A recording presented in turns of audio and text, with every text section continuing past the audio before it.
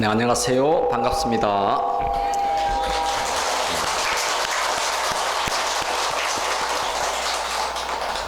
네, 보고 싶은 분들도 계셨는데, 안부 묻고 싶은 분도 계셨는데, 이 귀한 시간 내어서 오늘 법회에 동참해서 감사드리고 반갑습니다. 6월달은 어떻게 편안하셨어요? 네, 메르스 때문에 편안한 분도 좀 계셨고요. 그런 소리 하면 안 된다고요. 네, 아무튼 흉흉했어, 그죠? 흉흉했다는 표현이 맞을 것 같다 싶고, 그리고 한국 사회의 어떤 시민의식이나 행정력이나 할 것 없이 아마 이렇게 엿볼 수 있는 하나의 작은 기회도 됐습니다. 생각보다 한국 의료 기술이, 보건 기술이 또는 선진과학화된 의료과학이 이 정도일 거라는 생각을 못 했는 것 같아요. 근데 아마 앞으로를 위해서 잘 한번 대비할 수 있는 그런 기회가 되지 않았나 그 생각이 드네요. 그래도 세상은 점점 더 각박해지는 것 같고 그렇다는 생각을 가지고 주고, 혹시 우리 중에 누구 한 사람 걸리면은 바로 조치 취하려고 그럴 거예요. 그죠? 참 그렇습니다. 이 메르스를 통해서 배우는 부분들이 많아지고 있는데요. 세상에는 얼마나 무서운 어떤 일들이 자꾸 일어나는가 그런 생각이 들어져요. 그래서 이제 어린아이들이 당뇨가 있다라든지, 아이들이 암에 걸린다든지, 뇌종양 질병이 걸린다든지, 사실 이런 것들이 대한민국뿐만 아니라 세계적으로 일어나고 있는 사실입니다. 그렇죠? 메르스, 사스, 에볼라 이런 것들이 요 몇 년 사이에서 일어나고 있는 사실들이죠. 맞죠? 아마 내년에도 모르겠어요. 그죠? 네, 이런 일들이 일어나고 있습니다. 그리고 북한이나 또는 일본이나 할 것 없이 동남아 정제에서 지금 장마나 태풍이나 지진이나 화산이나 이런 것들이 또 일어나고 있고, 늘 공포스럽게 하는 어떤 세계적인 갈등들도 일어나고 있고, 우리는 그런 세계 속에 살고 있다는 사실이죠. 아무리 생각해도 여기 지구에서 또 태어나는 게 좋겠어요? 안 태어나는 게 좋겠어요? 네. 이 지구에서 태어나는 이상 우리가 이 모든 환경들과 대응하면서 적응하면서 살아가야 된다는 그런 것이 있습니다. 참 혼란스러운 지구에 살고 있고, 그래서 사실 부처님께서도 이 지구를 보면서 지옥과 천국의 중간이다 하면서 연옥세계다라고 그런 표현했어요. 그런가요? 불교 공부를 지난번에도 지난 시간에도 제가 그런 말을 했습니다마는 법회란 무엇인가라고 이렇게 이야기를 했었을 적에, 법회라고 하는 것은 법식을 하러 오는 곳이다. 그럼 무슨 말이냐면은 법을 드시러 오는 곳이다 라고 이제 그런 표현을 지난주에 했는지 모르겠어요. 사실 우리들이 뭘 먹고 살지, 그죠? 근데 어떤 사람은 밥을 먹고 사는 사람도 있고, 어떤 사람들은 이제는 밥만 가지고는 못 살겠다 라고 하면서 감동을 먹고 살고 싶다 라고 하기도 하고 그러죠. 그래서 이제 우리가 먹고 싶어 하는 것 중에 하나가 법을 먹고 싶어 하지 않나 생각이 들어요. 그래서 부처님께서는 출가를 왜 했겠어요? 먹고 살만 하셨는데. 그분한테는 너무너무 중요했던 것이 법을 필요로 했다 그런 말이죠. 스님네들도 그렇고, 이렇게 히말리아라든지 곳곳에 수행하는 분들도 맛있는 거 먹으려고 한다라든지 그런다면은 경제적인 사회생활을 하지, 법을 먹고 싶어 하기 때문에 출가했다 이거죠. 오늘 여기 오신 분들도 아무래도 법을 드시기 위해서 오신 분들 아닌가 그 생각이 듭니다. 준비가 잘 되었는지 모르겠는데 법을 드실 때 꼭꼭 잘 씹어 드시기를 바랍니다. 아시겠죠? 네, 좋습니다. 앞서 말씀드린 것처럼 우리 주변의 환경과 사회 환경과 이런 것들이 굉장히 복잡하고 굉장히 위험 요소들이 많습니다. 그리고 지금 북극에서는 계속해서 막 뭐 50m, 100m 되는 큰 눈들이, 얼음들이 쿵쿵 하면서 이렇게 떨어지고 있대요. 인정하시죠? 네, 실제 상황입니다. 그런데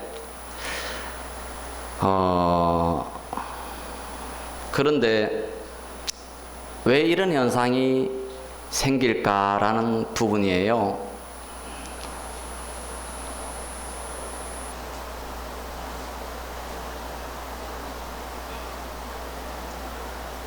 네, 왜 이런 현상이 생길까 하는 부분이에요. 저도 이 본문 중에 누구 왔다 갔다 하면 정신이 좀 없어요. 저도 이게 왜냐면은 본문 하는데 가장 중요한 것은 이 커뮤니케이션이에요. 앞에 있는 불자님들하고 저하고 눈이 마주치면서 저분이 제대로 잘 제 이야기를 듣나 안 듣나 이렇게 살피면서 이야기를 하기 때문에 사람들이 왔다 갔다 하면은 여기 앉아 있는 분들이 왔다 갔다 해요. 그래서 이렇게 그럽니다마는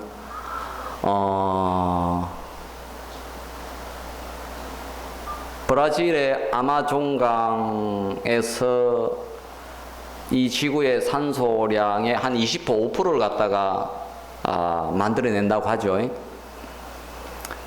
대단하죠, 그죠? 엄청난 산소량을 아마존강에서 만들어낸다. 전 세계의 약 30% 정도의 식물의 종들이 살고 있다라고 이야기합니다.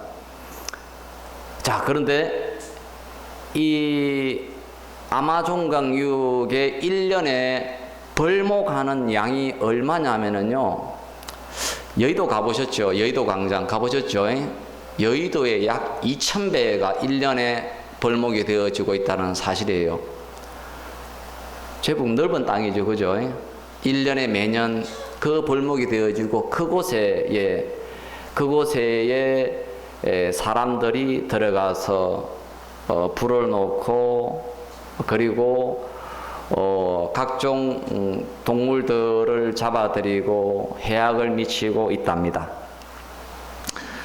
이 지구에서 인간의 역할이 무엇이냐 하면은 생명의 연결고리를 잘 관리하고 지키는 역할을 하는 것이 인간들이라고 하는데, 이 지구상에 있는 각 동물들이 우리 인간들을 믿을 수 있겠어요? 이건 실제 상황이에요. 그래서 자연 생태계가 정말 어려워진다고 합니다. 인간의 역할이라는 것이 지구의 모든 동물들, 식물들을 보호하고 지켜야 되는데 그러지를 못하고 인간은 자신을 위해서 모든 것을 희생을 감수하라고 하고 있답니다. 그래서 이 지구 전체가 인간을 향해서 공격을 하기 시작했지 않았는가라고 하는 것이 지금 일반적인 이야기들인 것 같아요. 그렇겠죠, 그죠? 예, 정말 인간이 들어가지고서 전 세계를 갖다가 생명의 존중함을 모르고서 막 그렇게 해악을 미치고 있는 실정이고, 그것이 점점점 가속화되어지고, 그래서 이제 이렇게 에볼라라든지 이번에 메르스라든지 이런 병균 비롯해서, 그리고 이제 뭐 산에 갈 때 함부로 벌레를 밟으면은 치명적인 벌레를 밟는다. 뭐 식물을 만지면은 치명적인 식물을 만지게 돼서 위태롭다부터 해가지고 굉장히 점점 더 이렇게 좀 무서워지는 것 같아요. 뿐만 아니라 우리 주변 사람들 사이에서도 이렇게 메르스를 통해서 보시겠지만은 정말 개인들이 살기 위해서 주변 사람들 잘 돌보지 않고, 이번에 그 삼성병원 관련해 가지고서 한국의 어떤 보건의료 체계에 대해서 얼마나 비판이 많았죠. 그래서 삼성전자 부회장 이재용 씨가 대국민 사과를 하는 어떤 그런 결과가 됐지만은 실제로 이렇게 환자를 수용하면 격리할 수 있는 공공의료기관 시설이 준비가 안 되어 있다고 하는 사실이에요. 그러니 어떻게 했어요? 병원 가면은 환자들한테 다 걸려서 다시 더 되더라. 그래서 전염의 온상이 된 곳이 병원이다라는 거예요. 그런데 병원 당국과 정부 당국에서 이러한 공공보건에 대한 개념이 너무 없더라. 그 이유는 무엇일까라고 생각해 보면은 이익을 위한 대한민국이었다. 개인 이익 또는 기업을 위한 국가 정책이었다는 부분에 대해서 우리 모든 국민들이 안타까워하는 그런 부분이다. 이런 부분이죠. 여기 계신 분들이 그 누구의 책임이다기보다도 우리의 책임이다라는 사실을 한번 깊이 한번 생각해 봐야 될 것 같습니다. 저는 메르스 덕에 수원복지관이 좀 한 2주간 쉬었어요. 그래가지고 고맙더라고. 저도 쉬게 해가지고. 대한민국이 잘 쉬어요, 안 쉬어요? 통 안 쉬어요. 얼마나 악착 같은지, 그죠? 그 악착 같은 대한민국 건성 때문에 정말 힘들어하는 사람들은 아이들이에요. 그렇죠? 그 아이들도 요번에 한 2주 정도 쉬고, 그러니까 우리도 쉬고, 그래가지고 개인적으로 덕을 본 사람도 좀 있고, 일이 안 하면 쉴 수가 없어. 대한민국이 얼마나 바쁜지. 과연 바쁜 것이 좋은 건지에 대해서 부처님은 뭐라고 생각하는 것인지 생각할 필요가 있다 이 말이죠. 그죠? 부처님께서는 바빠라고 하지 않으셨다 이 말이죠. 왜 바쁘느냐 하면은 바쁘려고 하는 것은 중간에 뭐가 있죠? 탐욕이 있기 때문에 그렇다라고 합니다. 오늘 법식 잘 드실 준비 됐어요? 네, 감사합니다. 오늘 지난번에 이어가지고 이제 이야기 나눈 것들이 이 마음을 잘 돌려라. 지난번에 그런 법문 했죠? 잘 돌리고 있어요? 네, 마음을 쌩쌩 돌려야 된다. 아시겠죠? 지난번에 그런 법문 했었습니다. 그 다음에 마음을 잘 먹으라 그랬다고. 마음 잘 먹기 해서 맞죠? 그래서 또는 마음 잘 품기를 했어요. 마음 잘 품기, 마음 잘 먹기. 근데 뭐 상한 음식을 먹으면 안 되고 상한 음식을 몸에 오랫동안 보관해 있으면 안 되잖아, 그죠? 마찬가지로 상한 생각들을 마음속에 오래 가지고 있으면 안 되고 나쁜 생각을 마음속에 오래 품고 있으면은 안 된다라는 부분에서 오늘은 그래서 무슨 말을 할까 생각하면서 사실은 마음 알기 부분이에요. 마음 알기. 불교는 마음 공부죠. 팔만대장경은 일심으로 비롯된 팔만대장경이지 않습니까? 그렇죠? 안 그런가요? 그렇죠. 그래서 일심이라고 하는 건 이 한 마음인데 사실은 불교 공부는 마음이다. 하나님이 어디서 나왔죠? 마음에서 나왔다. 부처님 어디서 나왔죠? 마음에서 나왔다. 우주가 어디서 나왔죠? 마음에서 나왔다. 지구가 어디서 나왔죠? 애벌레, 메르스 다 마음에서 나왔다. 그래서 마음 아는 것이 핵심 키워드다 이 말이죠. 그래서 마음에 대해서 공부를 하는데 오늘은 마음 알기 부분 한 부분을 이야기할 생각이에요. 지난번에 이제 제가 몇 차례 대해서 이야기를 했는데 이번에 주제 자판은 생각에 대한 부분입니다.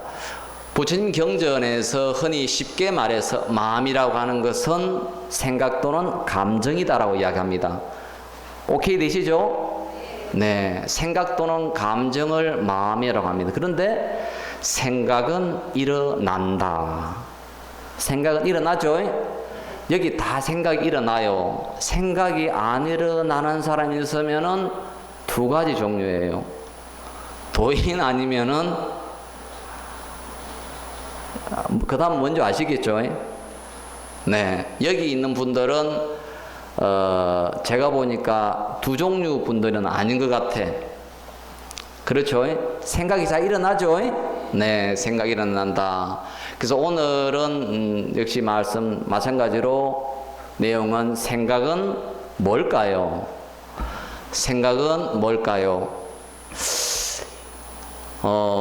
불교는 사실은 인식 전환에 있다고 과언이 아닙니다.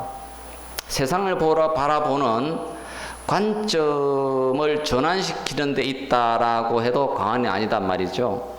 사업에 실패했다가 사업에 성공하는 사람들은 무엇을 배웠겠지 않겠습니까? 뭐죠? 인식이 변화되었다 이랬죠. 절에서 수행을 해가지고서 뭔가 하나의 경지를 얻었다 하는 사람한테는 뭐가 변했을까요? 뭔가 인식의 변화가 생겼다 이거죠. 물질적으로 또는 생리학적인 입장에서 보면은 전두엽이 굉장히 확장되어지고 발달한다고 합니다. 전두엽이 이 부분입니다. 이 앞부분이. 네, 그런다고 하는데 어쨌든 인식의 전환을 위해서 이렇게 오늘 법식을 드시러 오셨어요. 인식 전환을 하기 위해서. 그래서 제 말을 듣는 도중에서 이왕이면은 아하가 많이 나오면 나올수록 좋다 이 말이죠. 그렇죠? 다 같이 아하. 네. 오늘 상태들이 다 좋아요 보니까. 네, 좋습니다. 오늘의 자파는 여러 가지가 좀 있겠지만은 생각은 저항이다 보면. 근데 우리가 이제 제 말에 대해서 긴가민가 하는 분들이 좀 많이 있어요. 노보살님들이나 할 것 없이 가지고서 생각이 저항일까라는 뭐 그런 의문들을 품는 것은 아마 당연하지 않겠나 우선 그런 생각이 듭니다. 생각이 저항일까요? 자, 부처님 경전에서 금강경 반야경이죠. 반야경은 대품 반야경만 해도 약 600부 경전이 있고 반야경 개통만 해도 777건인가 정도의 권수를 자랑할 만큼 굉장히 많은 내용을 가지고 있는 게 반야경인데, 반야경 그리고 그것이 대표적으로 금강경이란 말이야. 금강경에서 무엇을 추구합니까? 무념 무상을 추구하잖아. 맞죠? 그 무념인데 생각이 있으면 되겠어 안 되겠어요? 안 되겠죠? 그렇죠? 생각이 나오면 생각을 없애는 것이 수행인데, 맞죠? 그럼 생각은 저항이고 정 아니에요. 생각은 그럼 저항인데, 생각은 언제 어떻게 일어나느냐 한번 우리가 한번 생각해 볼 필요가 있어요.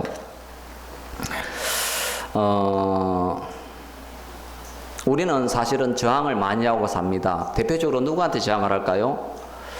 남편한테? 자기 각시한테? 선생님한테? 자신한테? 네, 다들 저항들을 많이 해요. 저항하면 뭐가 일어나죠? 생각이 일어나죠? 네. 공부하기 싫은데 자꾸 부모님이 공부하라 그러면 그 애한테 생각이 일어나요, 안 일어나요? 일어나죠? 아버지 어머니는 맨날 TV 보면서 TV하고 이야기를 하고 있는데, 그러면서 학생 보거나 아들 보거나 딸 보고는 야 가서 너 공부해라 그런다. 그럼 아들 저항이 일어나요, 안 일어나요? 생각이 일어나죠? 생각은 거의가 저항에 가깝다 이 말이에요. 지금 제 이야기 듣는 도중에 스님 말씀이 잘 모르겠다라고 하면 생각이 일어나요, 안 일어나요? 그 뭐죠? 저항이단 말이지. 그래서 생각이 많은 사람들일수록 삶이 어때요? 고달프단 말이야. 그렇죠? 복잡해져. 복잡하다고. 생각 많은 사람 한번 같이 한번 살아보세요. 그러면은 깝깝해요. 정말로 그냥 쉬지를 안 해. 그거 좀 쉬었으면 좋겠어요. 우리의 이 머리와 가슴은 그렇게 복잡합니다. 그런데 이런 저항이 많은 사람일수록 가슴에 멍이 들고, 그래서 여기 이 가슴 중앙에 있잖아요. 명치 위에 한 5cm 정도 중앙에다가 이렇게 쑥 눌러보면은 다 아파요. 여기 계신 분들도 아마 반타작을 해가지고서 누르면 아플 거야. 한번 눌러보세요. 딱 눌러보면요, 이 생각이 많았다, 저항이 많은 사람이었으면 반드시 여기가 아프단 말이야. 누르면 다 아파요. 꼭 눌러가지고 예를 들어 손바닥 누르면은 안 아프잖아, 그렇죠? 마치 그런 것처럼 가슴도 누르면은 안 아파야 돼. 그래서 만약에 여기 계신 분들이 집안에 가가지고 딸이나 아들 가슴을 딱 눌러줘요. 그래가 아프다 그러잖아요. 그러면은 당장 참여해야 돼. 자기 부인 가슴을 딱 중간에 눌러요. 그런데 아야 그러잖아요. 그럼 얼마나 그 부인이나 자식들이 세상에 저항을 많이 했겠느냐, 부분이라고. 그래서 이게 이 스님이나 이 불법이 전달해 주고자 하는 것은 이 가슴에 평화의 목적을 두고 있단 말이죠. 그래서 저항을 갖다가 적게 해야 되는데 저항이 일어나더라 이거라. 근데 이제 사실은 이 이야기를 하는 도중에서 제가 바라보는 어떤 하나의 경험담이기도 하고 작은 신념일 수가 있는데, 이 삶에서, 이 우리가 살아가는 이 삶에서 얼마나 많은 저항을 일으키는 줄을 몰라요. 그렇죠? 뭐 집안 문제, 뭐 사회 문제, 국가 문제, 세계 문제 해가지고서 사실 굉장한 저항거리가 많아요. 그런데 이 저항거리들이 어디에 멈추어지는 때가 있나요? 없잖아요. 그럼 어떻게 해야 되겠어? 어떻게 해야 될까? 불법 공부를 하셔야 된다는 것도 한 가지이고, 또 어떻게 해야 되냐면은 세상을 두루두루 경험을 해야 돼요. 한없이 경험하라고 한없이 고생을 해봐야, 그래야 세상을 이해하기 때문에 저항이 적어지고 생각이 안 일어나고 그럴 수 있다라는 관점에 서게 된다고. 근데 그럴 수 있다는 관점이 좀처럼 안 서지잖아, 그죠? 네. 그래서 만약에 오늘 여기서 제가 전달해 주고자 하는 첫 번째 요소 중에 하나가 뭐냐면은 생각이 일어났다 그러면은 무념무상하고는 거리가 굉장히 멀어졌구나 생각하면 된단 말이죠. 그리고 생각은 다른 말로 표현하면은 불교적인 용어로 번뇌다라고 보면 된다고. 번뇌가 많아졌구나. 다 같이 생각은 저항이다. 생각은 저항이다. 생각은 저항이다. 그런데 구분해야 될 부분이 있어요. 생각은 자기가 원하지 않았는데 일어나죠? 맞죠? 그래서 그것이 번뇌가 되고 괴로움을 주는 요인이 된다고. 근데 자기 생각이 통제가 돼요, 안 돼요? 안 되잖아, 그죠? 그래서 그것은 저항이고 번뇌고 스트레스고 갈등 요인이 된단 말이죠. 그 생각을 어떻게 할 것인가, 그래서 마음 알기를 해야 되고 생각을 흘러보내야 된다는데, 이것을 어떻게 다루고 관리할 줄을 모르고 있는 것이 현대 사회의 대다수의 중생들의 모습이다 이 말이죠. 근데 자, 어느 분들이 제 이야기에 더 저항을 할 수 있으니까, 그러나 우리가 말해서 선불교도 한다, 선을 한다. 선이란 뭘까요? 참선한다, 자선한다, 와선한다, 뭐 명상한다 할 때 이 선은 뭘까? 쉽게 말해서 선은 사유입니다. 사유. 요즘 현대적인 말로는 사유입니다. 그래서 생각하기와 사유하기는 구분해야 된다 이 말이에요. 이해하시겠어요? 사유하기는 의도적으로 생각하기입니다. 그래서 재가자나 출가자나 할 것 없이 사유를 많이 하신 분들이 사회적으로 성공한다. 자, 불교적인 대표적인 사유하기가 뭐냐면 이 먹고예요. 이 먹고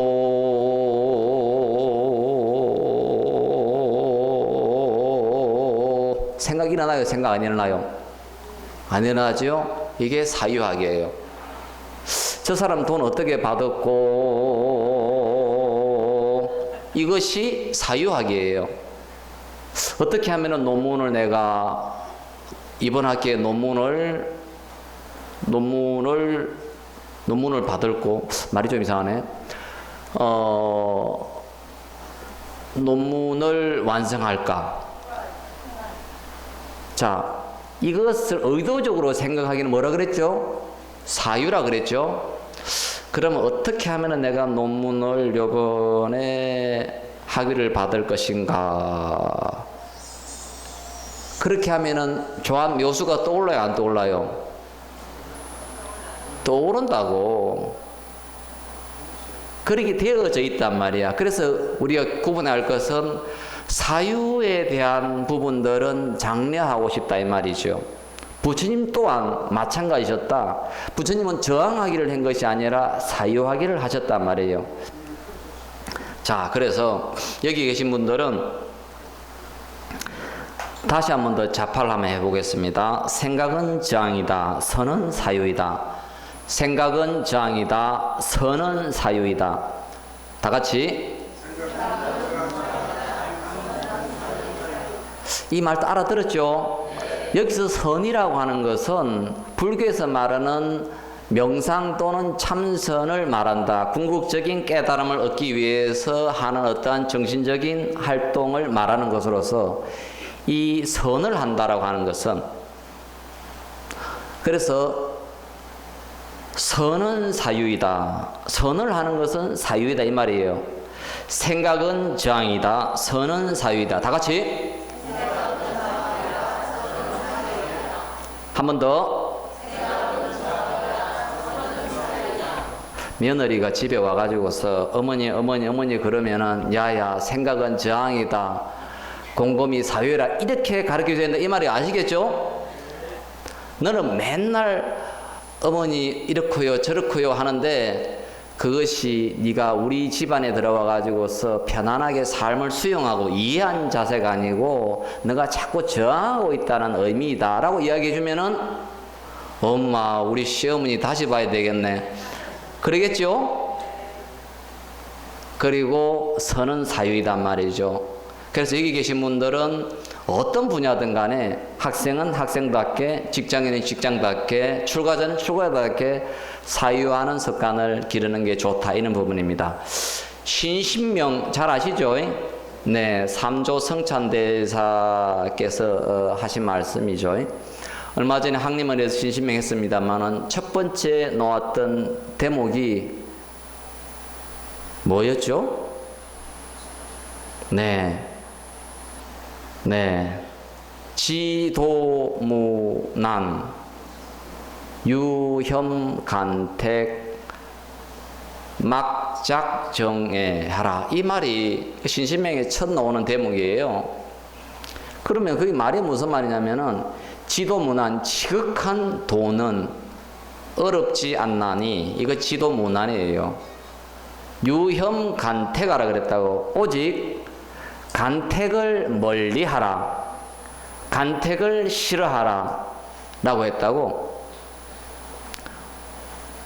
그리고 막작정애하라, 정오하거나 미워하거나 또는 사랑하거나 좋아하는 것을 하지 마라 그 말이었어. 이게 그 굉장히 핵심적인 이 내용을 가장 첫 줄에 이렇게 신신명에서 이해하고 있는 대목이에요. 이것으로서 사실은 그분의 말씀은 끝난 부분이에요.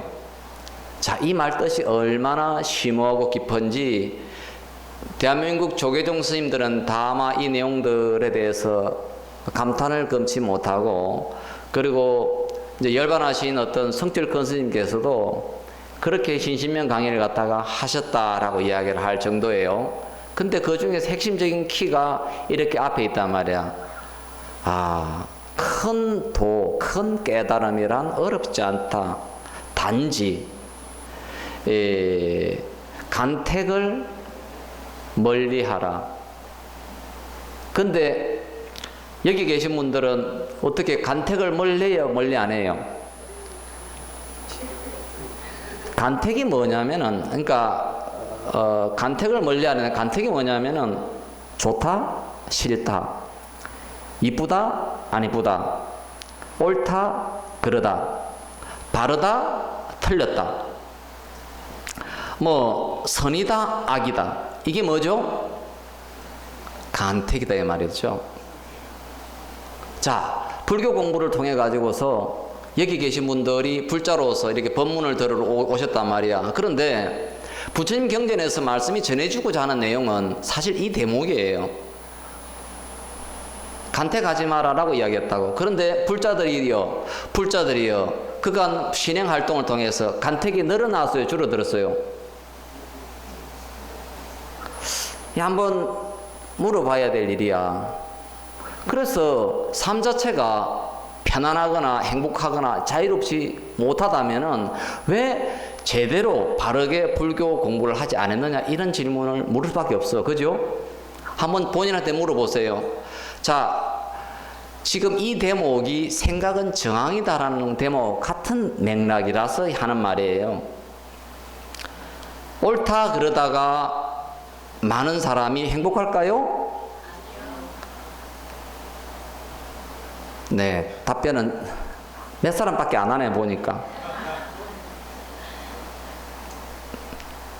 이 시비 분별하지 마라, 이 단어들을 불교 집안에서는 많이 쓰고 있는데, 어쨌든 뭔가 판단이 많은 사람들, 흔히 이제 이 사회적으로는 그런 말을 해요. 저 사람 참 촉이 발달됐다, 이런 용어들을 사람들이 해.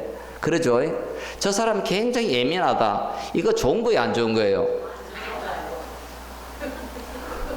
그 촉이 발달해가지고서 빨리빨리 안다고 해 좋은 게 하나인 거 아니에요? 그 시비가 많은 사람이다 이 말이야. 그럼 그 사람은 어떻게 했어요? 간택이 많은 사람이야. 그 사람은 지극간도 하고 전혀 거리가 없는 사람이야. 아주 거리 먼 사람이다 이 말이죠. 그죠? 여기 오신 우리 불자님들은 조금 어렵게 말해서 대도무난 유혐간택이라, 이 말을 어렵게 이해하시고요, 쉽게 이해한다면 생각은 저항이다 말이야. 생각이란 것은 옳다 그러다, 아름답다 추하다, 깨끗하다 더럽다, 맞다 틀렸다, 이런 말이 없고 막작 정의하라, 정오하거나 또는 사랑하거나. 남자들끼리 만나면은 반가워도요, 점산에 가서 악수를 딱 한다고. 맞죠? 근데 여자들은 어때요? 막 너무 좋아하는 사람 보면은 불안해. 불안해 안 불안해요? 불안해. 그냥 왜 저렇게 불안하게. 그러고 꼭 좀 있으면은 사단이 벌어져. 또 어디 가서 너무 잘하려고 그런 사람 있잖아요. 막 아이고 이 절에 가니까 도량에 풀이 왜 이리 많습니까? 스님 해가지고 막 약간 호들갑을 떨어. 그럼 어때요? 불안해. 불교회관에 와서 막 뭔가 모르게 자기가 오래되는 신심 있는 불자인 것처럼 막 하잖아요. 뭔지 모르게 불안해. 그래서 잘하려고 하는 사람 불안한 사람이다. 뭐가 이 세상 자체가 모든 것이 완전하고 완벽하다라고 했던 것이 아미타불인데, 근데 그놈의 간택이 많아가지고 이 지구가 불만스럽게 보인다 이거지. 여러분 동감하세요? 생각은 저항이다. 쉽게 말해서 생각은 저항이다. 이 말을 갖다가 여기 계신 분들 한번 곰곰이 사유하고 잘 씹어서 편안하게 잘 드시면 좋겠다 이런 말이에요. 사유는 하면 할수록 깊어지고 아주 깊어져서 지혜와 물리가 트게 됩니다. 어느 분야에서든 마찬가지죠. 그러나 지난번에도 제가 했던 말이죠. 지울 스님 하면은 뭔가 떠오르는 자파 뭐가 있죠? 아하. 지난번에 그런 시간에 했죠. 자극과 반응 사이에 공간이 필요하다 이런 말도 했었죠. 자, 자극과 반응 사이에 공간이 필요하다라는 말을 했더만은 어느 보살님들이 참 좋았다는 말씀들을 많이 했어요. 그래서 자극이 일어나면은 바로 반응이 일어나는 것이 뭐예요? 저항이라고. 그래서 잠시 공간이 필요하다 그랬습니다. 그랬는데 우리가 삶을 바라보는 관점입니다. 삶을 바라보는 관점인데, 뭐 어떤 전문가 입장에 따라서 삶을 다르게 해석할 수가 있습니다만은, 우리 삶은 도전입니다. 그런가요? 끊임없이 새로운 일과 사건과 사고와 먼 일들이 다 찾아와요. 동감해요? 네. 삶은 도전이라고 받아들이는 게 좋아요. 그런데 자기한테 오는 도전에서, 삶은 그래서 도전을 오는데 자기한테 오는 삶에 대해서 우리가 어떻게 대응하느냐만 있을 따름이에요. 반응하느냐하고는 달라요. 그거는 동물적일 수가 있고 적응적이에요. 그러나 주어진 삶을 갖다가 우리가 어떻게 대응하느냐, 적응하느냐의 문제다 이 말이죠. 그래서 부처님께서는 부처님 경전을 통해서 많은 부분들이 사실은 삶에 대한 분야를 전체적으로 이야기하시고, 어떻게 대응할 것이냐, 지혜롭게 대응하라 라면서 말씀이 쭉 들어가져요. 그것이 대체적으로 대응에 관련된 부분들이 이 암경계통의 이야기들이에요. 그러면서 나중에 반야경계통으로 들어가 버리면은 도대체 마음이 무엇이냐, 나는 누구냐라고 들어가면 형이 이상학적으로 들어가 버려요. 그래서 모든 것을 갖다가 해체시켜버리고 나서 해탈을 이야기하시는 분이 부처님이다 이 말이죠. 삶은 정말로 도전에 가깝습니다. 이 도전을 각 개개인마다 도전이 다 다르지 않습니까? 그렇죠? 자기 도전에 기꺼이 대응하시고 그곳에서 성과를 이룬 사람을 보고서 우리는 성공한 사람이다 라고 이야기를 하고 있습니다. 자,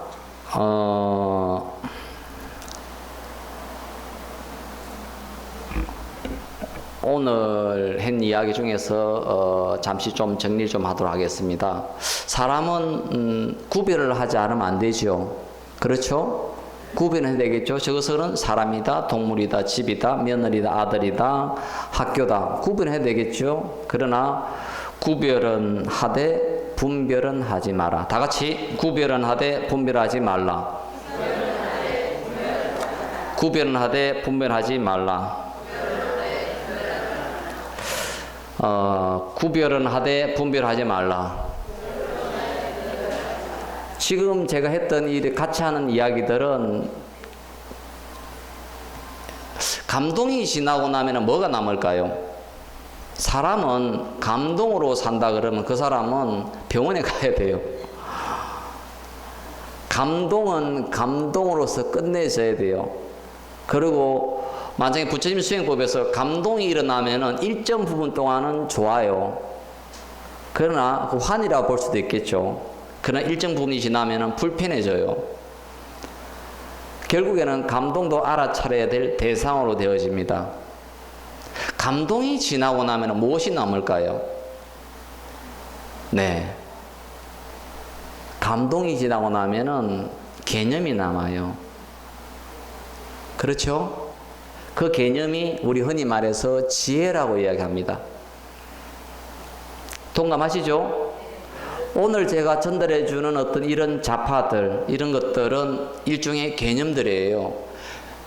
불법이 주는 법식이고 멘토가 주는 지혜이고 아주 맛있게 해서 만들어주는 것들이에요. 그래서 이런 단어를 고이 생각하고 사유하고 자기 것으로 꼭꼭 씹어 드셔야 된다 이 말이죠.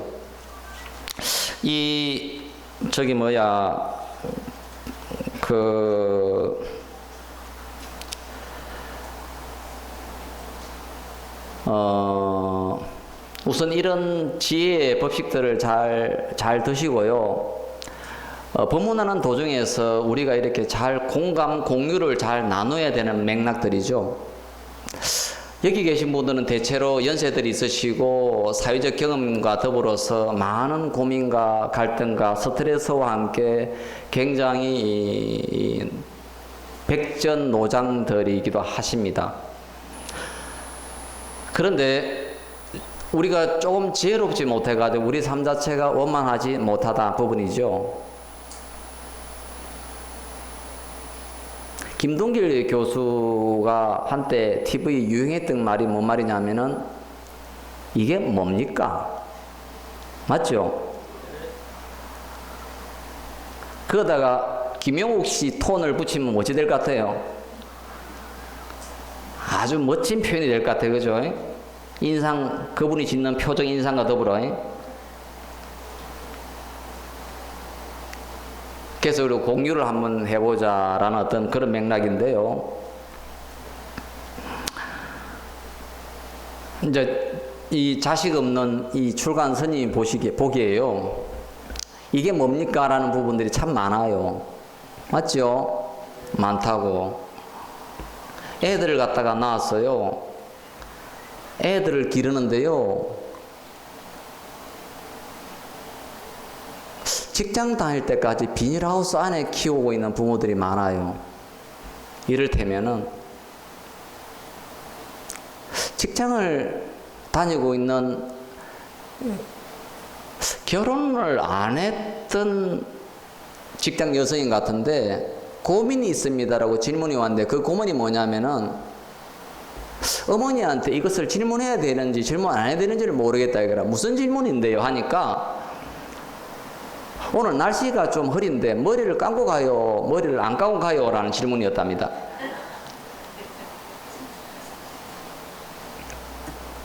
자, 이거 실제 사실이래요. 자, 뭐냐면은 어때요? 상식적으로 어때요? 기가 막힌 일이죠. 그래서 집에다가 전화를 한답니다. 어머니, 엄마, 오늘 비가 오는데 머리를 감고 직장 출근해? 아니면 그냥 출근해? 그 부모 어때요? 너무 자상한가요? 잘 키웠어. 요즘 시대 그렇다 이 말이죠. 박정희 대통령께서는 나이 20살 때에 학교 선생님을 한 줄 알고 있어요. 그리고 23살인가 24살인가에 일본 사관학교를 들어간 줄 알고 있어요. 알렉산더 대왕 같은 사람은 나이 20살에 왕이 되었고 33살에 세계를 정복하고 죽었어요. 자, 그런데 현재 대한민국 아이들 보면은요, 아이들이 20살 먹은 아이들을 봐도 어찌 보면은 얘네들이 중학생인가 어떻게 고등학생인가 그런 생각이 들어요. 동감해요? 대한민국의 교육률이 굉장히 높아요. 세계적이에요. 최고에 가깝다고. 근데 무슨 교육을 시키는지 모르겠어요. 여기 계신 분들은 지금 논에 가면은 뭐를 심어요, 안 심어요? 많이 심죠? 거기에다가 비닐하우스 쳐놨어요, 안 쳐놨어요?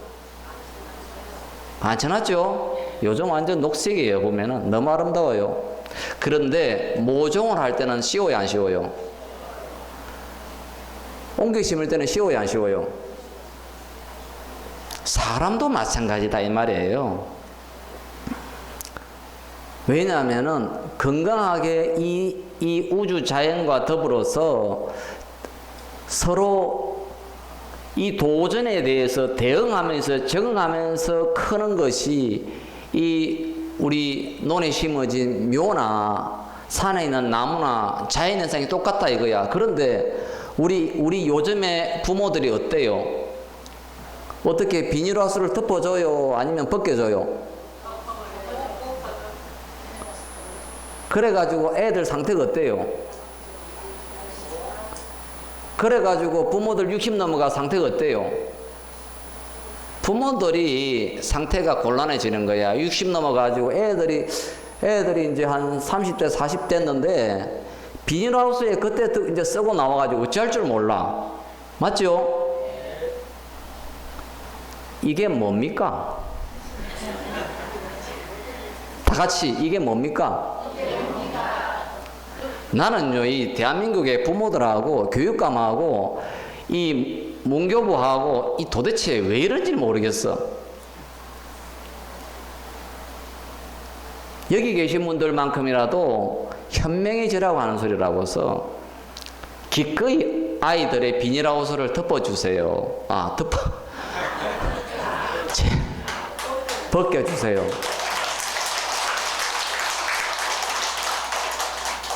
걔네들이 자유롭게 한국의 문화와 역사의 문화와 이웃의 문화와 또는 자연의 환경과 이 사바세계에 일어나는 모든 애환을 갖다가 다 경험할 수 있도록 우리 삶이라고 하는 것은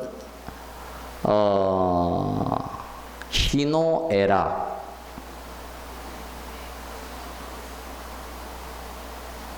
또 있는데 어쨌든 간에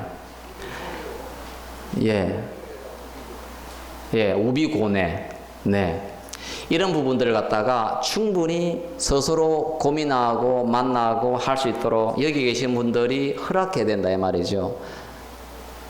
그래서 지혜가 중요하다는 말이고 애들이 그 비닐하우스 안에서 아무리 공부를 많이 한들 공부해서 안 했어요? 공부해서 안 했어요? 비닐하우스 안에서 공부했어요? 안 했어요? 그럼 공부 잘했어요? 못했어요? 그 공부한 게 아니에요.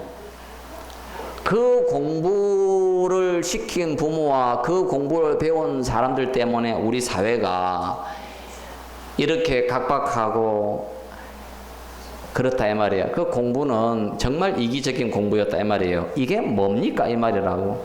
맞죠? 네. 대한민국에 있는 아이들이 세계에서 가장 행복지수가 꼴꽁등이에요. 행복지수 DS 1등이에요. 아시겠어요? 그러면은 얼마나 대한민국 아이들을 못 살게 굴겠어요? 누가요? 아시겠어요? 왜 그렇게 애들을 힘들게 해요? 다 같이 이게 뭡니까? 참 김동길 교수의 그 메아리가 요즘 왜 저한테 들리는지 모르겠어. 도대체 교육감들은 뭐 하는지, 그 부모들은 교육감한테 무엇을 요구하는지, 아니 세상에 애들이 자살을 하고 자살 1등이고 행복지수 꼴등인데 교육감한테 가서 뭔 이야기해요 도대체. 그게 서울대학만 어쨌든 보내라 이거라. 이게 뭡니까 도대체 이게. 동감하시죠? 자, 저하고 똑같이 이게 뭡니까?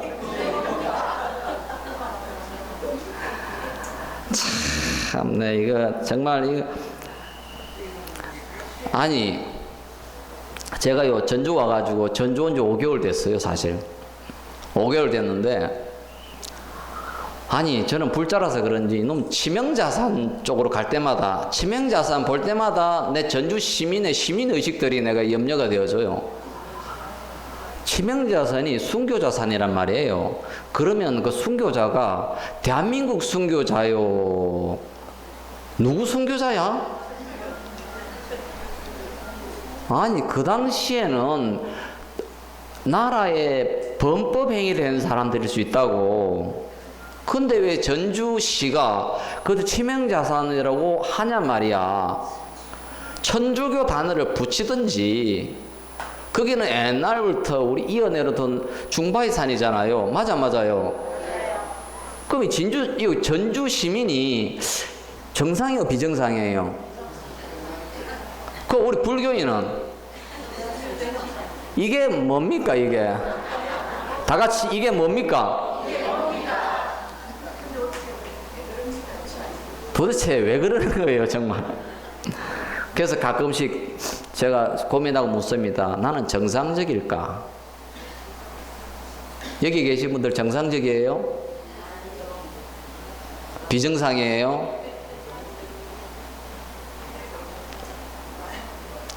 그래서 우리가 의료법회를 통해서 이리 한번 오셔가지고 과연 내가 내 가족을 위해서 또는 내 사회를 위해서 내가 소속해 있는 집단을 위해서 내가 바른 사유를 하고 있는지, 내가 누군가의 가슴에다가 이 저항감을 많이 일으켜 가지고서 그 사람의 가슴에 못을 박고 있지는 않았는지, 이런 것을 갖다가 돌이켜 보면서 고요히 참여하고 반성해야 된다, 이런 부분입니다. 불교에서 쓰는 용어 중에서 통찰이라는 단어가 있습니다. 통찰. 그렇죠? 통찰은 사유를 깊이 하신 분들이 가지지는 어떤 직관적인 이해 또는 알미예요. 백전노장이라고 하는 분들이 가지고 있는 것은 통찰력입니다. 여기 계신 분들 통찰력이 있으십니까? 네. 현상을 불교에서 말하고자 하는 부분들은 지금 이 순간의 현상을 잘 직시하라고 이야기합니다. 지금 이 순간 내 몸의 건강 상태를 직시하십시오. 지금 이 순간 우리 가족들의 문제점과 해야 할 일들과 현황들을 갖다가 잘 직시하십시오. 우리 불교가 직면하고 있는 현상들, 그리고 전주시가 직면하고 있는 현상들, 이런 것들을 잘 직시할 수 있으면 좋겠습니다. 우리는 아래서 깨어나야 된다, 이 말이죠. 제가 직장 다닐 때 20대 후반에였는데요. 우리 기획실장이라는 분이 리비아를 갔었는데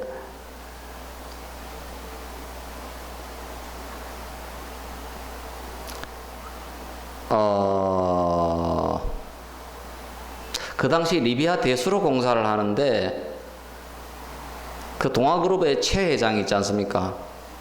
최원석 씨가 딸하고 같이 리비아에서 자가용을 타는데 딸 보고 이러더래요. 야, 지금 너 이 차를 타면은 3시간은 소변을 볼 수 없다. 그러니까 소변을 딱 보고 타야 된다라고 이야기를 하더래요. 그래서 우리 그 기획실장이 그 말이 인상 깊었던지 이야기를 하더라고, 저한테. 이제는 제가 너무나 분명하게 알죠. 우리가 살고 있는 이 세계에서 사람은 몸을 가지고 있다는 그 자체만으로 지옥에 살고 있다는 사실이에요. 맞아요? 몸을 가지고 있다는 그것 자체만으로 지옥에 있다라는 부분입니다. 그 다음에 그 몸이 늙는다는 것 자체만으로 조금씩 지옥이 강화되어져요. 우리 몸이 아프게 되면은 정말로 생지옥에 살게 되어지게 됩니다. 여기 계신 분들은 이러한 사실들을, 이 현상들을 좀 더 직시하고 통찰할 수 있어야 되며, 내가 이 삶에서 무엇을 준비해야 되느냐를 갖다가 고민 사유를 해야 된다, 이 말이죠.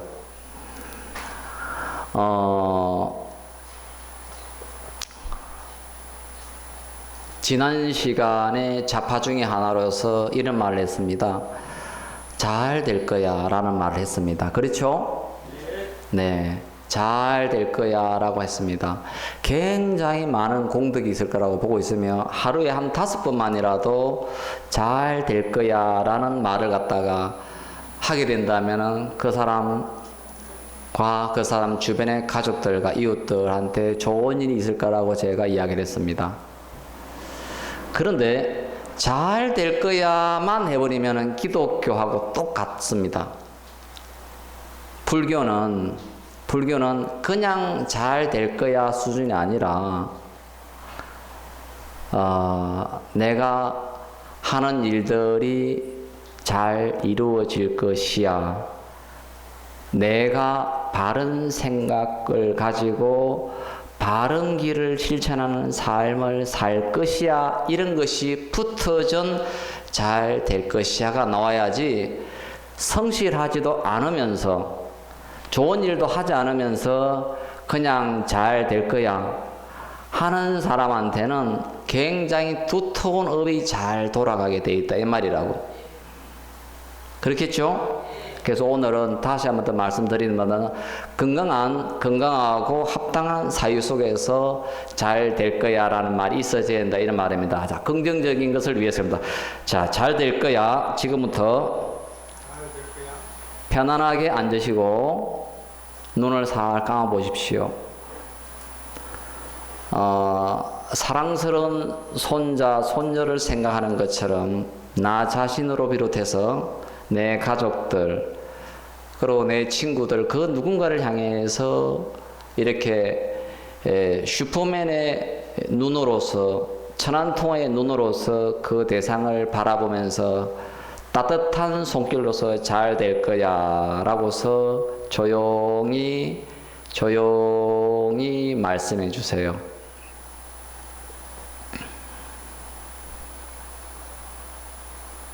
마치 할아버지 할머니처럼 부처님처럼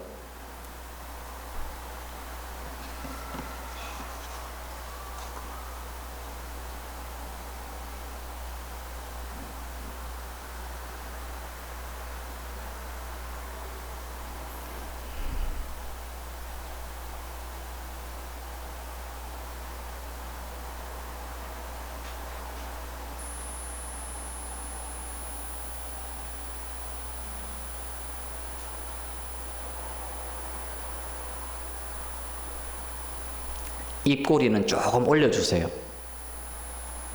미소를 좀 지어야 돼요.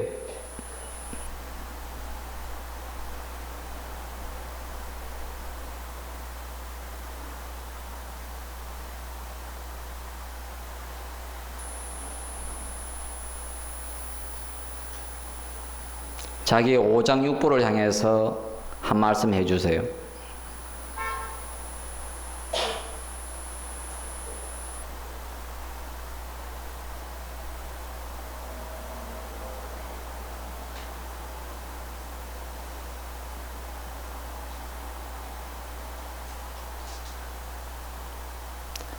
네, 눈을 뜨시고요. 저를 보시고요. 다 함께 불교회관 잘 될 거야. 불교회관 잘 될 거야. 이것이요. 입으로만 해가지고는 안 돼요. 반드시 영음이 있으려면, 영음이 있어야 되겠죠? 영음이 있으려면 반드시 필요한 게 뭐냐면 감정이에요. 이 감정이 안 나가면 녹음기가 똑같아요. 영음이 하나도 없어요. 그러나 말로서 뱉는 이 말이 감정이 붙어버리면 창조가 일어나 버려요. 자, 불교관 잘 될 거야. 감정 넣었어요? 네, 시작. 계속 해야지. 계속. 불교관 잘 될 거야. 불교관 잘 될 거야. 불교관 잘 될 거야. 불교관 잘 될 거야. 불교회관 잘 될 거야. 불교회관 잘 될 거야. 네, 다 같이 박수 치면서 오늘 마치도록 하겠습니다. 감사합니다.